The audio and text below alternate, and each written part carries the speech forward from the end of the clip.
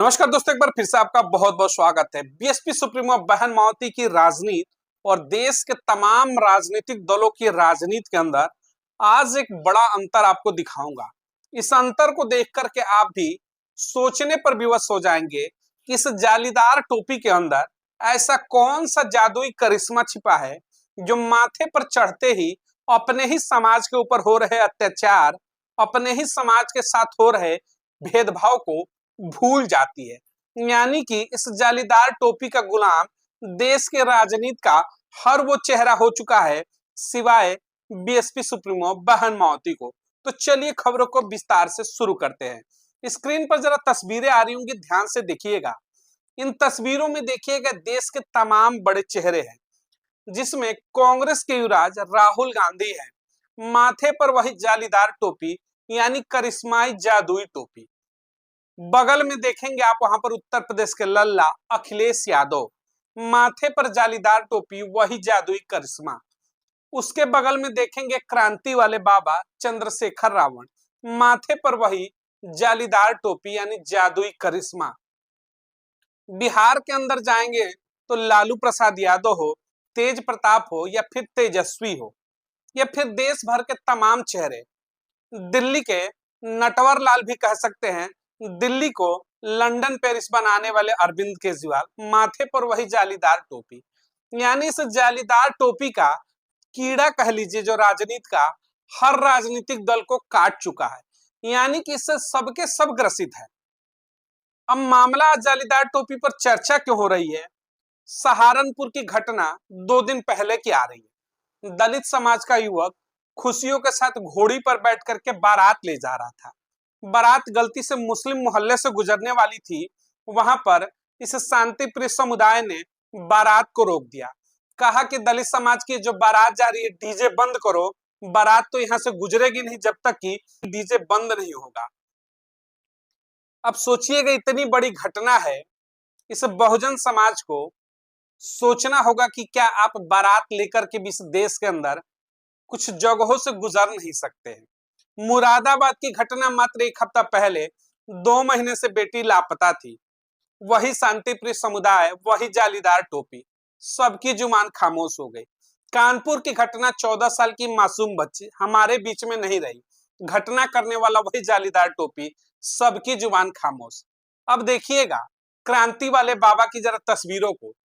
जब बाबा क्रांति नहीं करते थे, सामान्य जीवन जी रहा था, भी इनका राजनीति में पहला कदम था, मानो कि नर्सरी और एलकेजी में थे, तो उस समय बाबा के माथे पर देखेंगे लाल तिलक दिखेगा आपको, यानी बाबा तिलकधारी थे क्रांति वाले।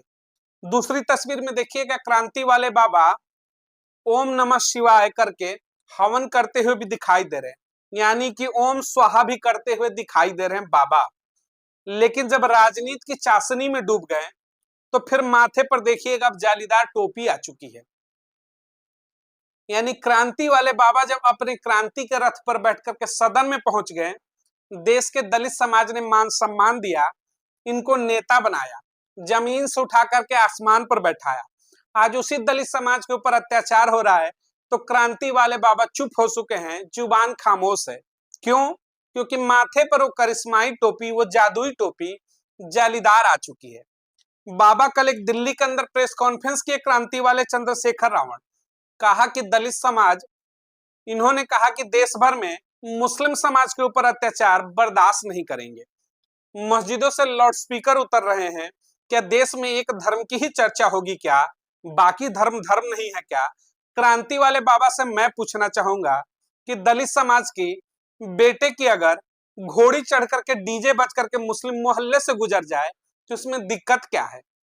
क्या इस बाबा की जुबान खुलेगी दलित समाज के ऊपर हो रहे भेदभाव को लेकर के? नहीं खुलेगी, क्योंकि माथे पर जालीदार टोपी है। जौनपुर की घटना हुई बेटी के साथ, वही जालीदार टोपी, उस समय भी ये खामोश थे। मुरादाबाद की घटना पर भी ये खामोश थे। यानी जिस घटना के पीछे दलित समाज के ऊपर कितना भी बड़ा अत्याचार हो जाए, घटना को घटित करने वाला जालीदार टोपी वाला निकल गया तो वहां क्रांति वाले बाबा की पूरी क्रांति मानो कि सन्न पड़ जाती है, सुन्न पड़ जाती है, कुछ पता ही नहीं चलता है। ये करिश्मा है जनाब, कुछ बोलेंगे ही नहीं।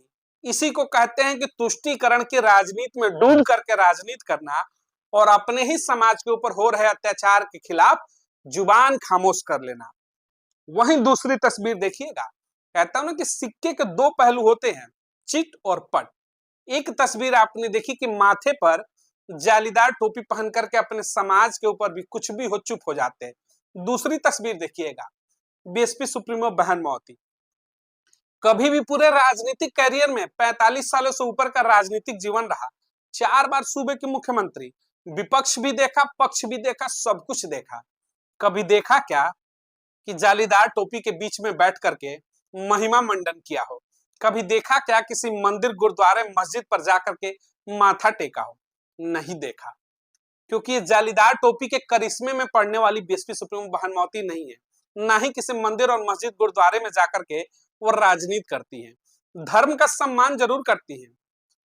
अभी हालिया प्रयागराज में जो महाकुंभ चल रहा था, जो 144 सालों बाद कहा जा रहा था, उसमें बीएसपी सुप्रीमो बहन माओती ने कहा था कि यह आस्था का विषय है, जिसे पसंद होगा वो जरूर जाएगा वहां पर स्नान करने। वहीं दूसरी तरफ यही क्रांति वाले बाबा थे, बयान देखिएगा, इन्होंने कहा था कि पाप धुलने जाते हैं लोग कुंभ के अंदर, यानी कुंभ में वही लोग जाएंगे जिन्होंने पाप किया, वो पाप धुलने जाते हैं। लेकिन अब यहाँ इफ्तार बैठ करके कर रहे हैं, लाल टोपी माथे पर जालीदार टोपी लगा करके इस समाज की लड़ाई लड़ने निकले हैं चंद्रशेखर रावण। शुरुआत की थी कि दलितों की लड़ाई लड़ेंगे, दलितों से कब तरफ शिफ्ट हो गए इनको पता ही नहीं चला। तो यही कहते हैं करिश्मा है। बहन माओती तराजू के दोनों पल्ले को देखती हैं, धर्म की राजनीति नहीं करती। एक समुदाय, एक वर्ग विशेष को खुश करने के लिए सामने वाले के धर्म को आहत नहीं करती है। न माथे पर जालीदार टोपी दिखेगी, न मंदिर मस्जिद की भीड़ दिखेगी। वो शासन सत्ता चलाती है, कहती है कि संविधान से चलेगा सब कुछ, संविधान सर्वोपरि है।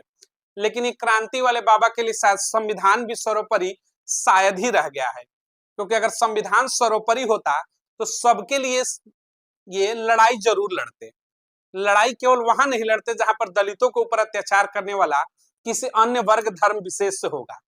जहां पर जालीदार टोपी दिखी, बाबा मानो कि क्रांति वाले पतली गली पकड़ करके निकल जाते हैं। तो ये देश की राजनीति है, संभलिए जनाब और सोचिए। राहुल गांधी हो, अखिलेश यादव हो, या फिर अरविंद केजरीवाल हो, तेजस्वी यादव हो, लालू प्रसाद यादव हो, या फिर देश के तमाम राजनीतिक दल, ये सिर्फ और सिर्फ तुष्टीकरण की राजनीति में लिप्त हो चुके हैं।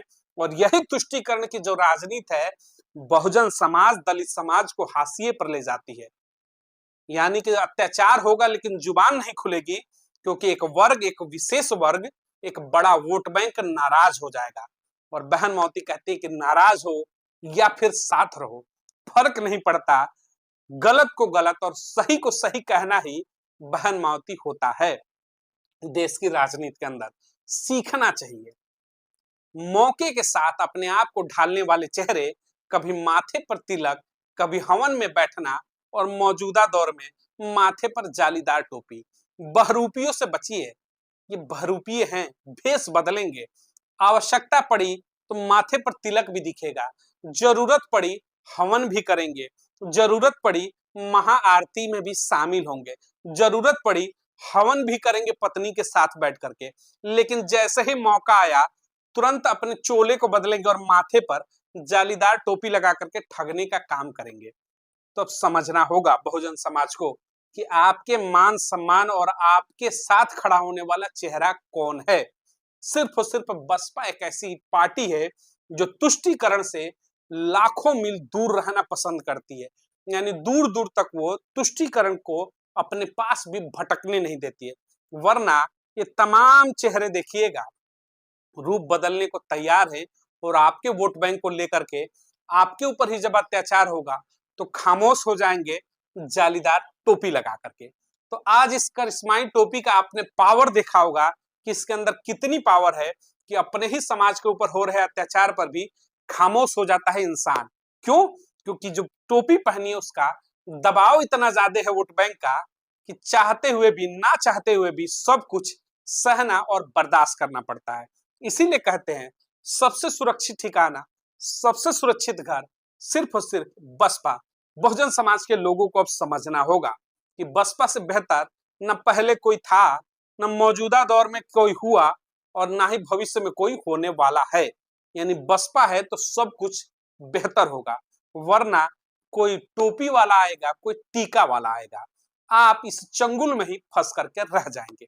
इस वीडियो को अधिक से अधिक लोगों तक शेयर जरूर करिएगा, ताकि इस जालीदार टोपी का खेल दलित समाज बेहतर तरीके से समझ पाए, क्रांति वालों की क्रांति लापता हो जाती इस सच्चाई को समझने में आसानी हो सके। मिलेंगे अगली तमाम बड़ी खबरों को लेकर के।